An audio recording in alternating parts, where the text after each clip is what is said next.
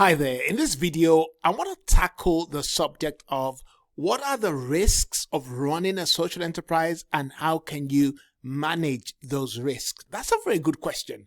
What are the risks and how do you manage them? Because there's always solutions to problems and solutions to risks that we face in business. So let's get straight into it. It's going to be an interesting one. The first risk that I can foresee in terms of running a social enterprise is lack of funding. If you lack money, then you are going to struggle. That's a major risk right there. Or loss of money. Having a short runway instead of a longer runway. How long will the money last? Because you might have some money, but it's just not lasting as long as you thought it should be. Or you're just not pulling in the money. You're not getting the funding as quickly as you thought. I mean, I work with clients helping them raise funding, and I can just tell when they've relied on the funding and it's just not coming in as fast as they wanted to. It happens to all of us. I want the money to come in now because I need it right now, but it's taking longer.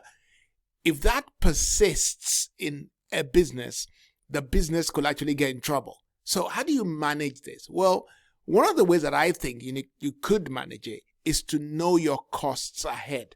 And I say this because many times it's difficult to know ahead what something is going to cost you. But as a general rule, one thing you can say to yourself is money sometimes takes longer to come in and things always cost a little bit more than anticipated. So when you're doing your cash flow forecast, for example, always bear those two in mind. It takes longer to get the money, and most of the time, it costs more than what is anticipated. If you have that as a governing rule, then you are likely to manage the risks better when it occurs, or if it occurs, because you may not experience this as one of the risks that affects your own business. All right. Second, when you're running a social enterprise or a non-for-profit, poor attendance or poor take-up. Well, maybe you've actually got the funding you need to deliver a particular project, but guess what?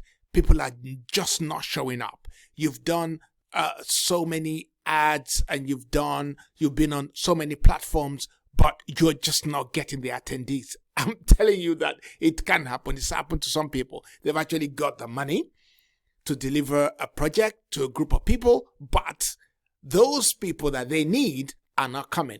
Well, two things you can do.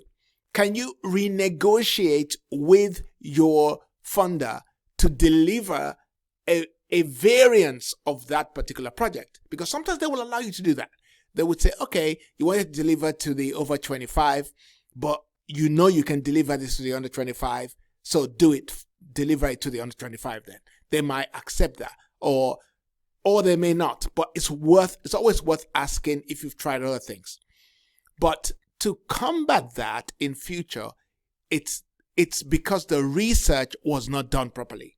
If you do your research properly, when you get the funding, you should really be oversubscribed for what you want to deliver.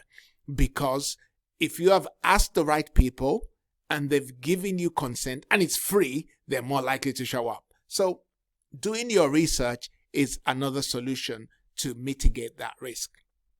Here's another one here. It talks about poor staff.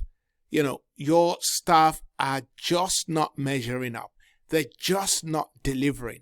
Well, the first thing that I would ask you is, have you selected complementary staff?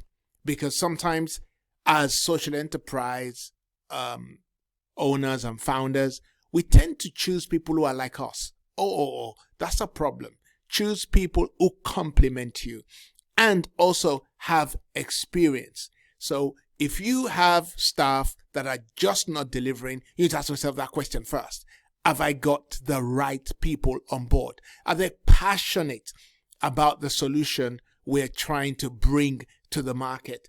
And have they got some experience to deliver? Sometimes people are passionate and don't have the experience. They can be trained. So either way, training is one of the ways that you can reduce the risk. Because if you're training your staff as to how to grow and develop and be able to deliver and become more productive on the job, then you will reduce that risk anyway.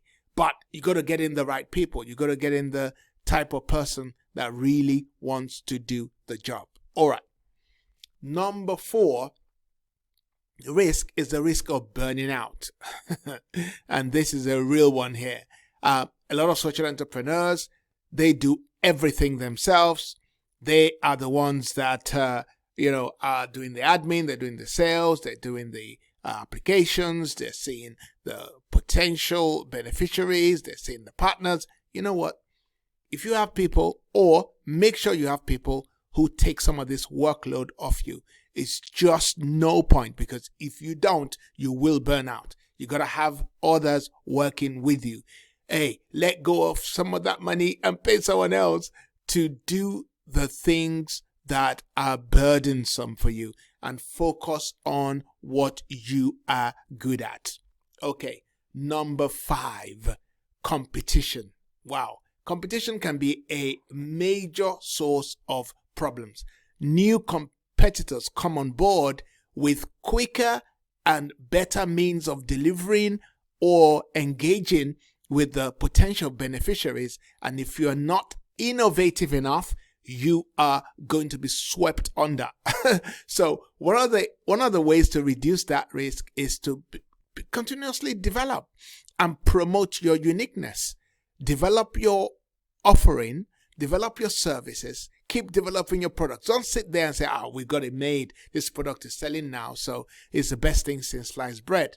Well, somebody else is going to be looking at your product and thinking, how can we improve that and deliver a better product or service to your competitors? So if you're consistently innovating, then it's going to be much more difficult for you to be swept away by competitors. All right. The next one, number 6, is ineffective partners. If you have partners that are just not delivering, then it's time to change them. Change those who are delivering poorly. Don't hang on to partners by force. It's not by force. Ineffective partners can ruin your business because you're relying on them to deliver. They said they would deliver, but they're not delivering. Maybe you have partners who you've agreed with that they're going to apply for funding, but they're just not even sent in one application.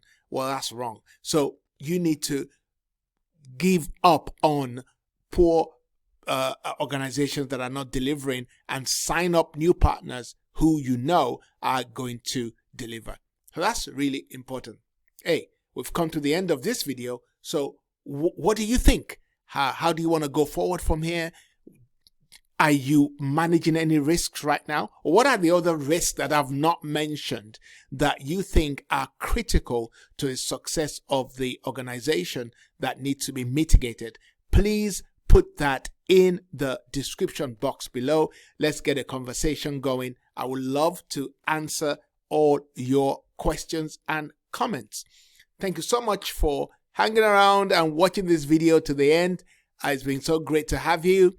And if you like this video, do subscribe to the channel. If you like it, do like it. And if you like it, do share it. I'll speak to you soon. God bless you.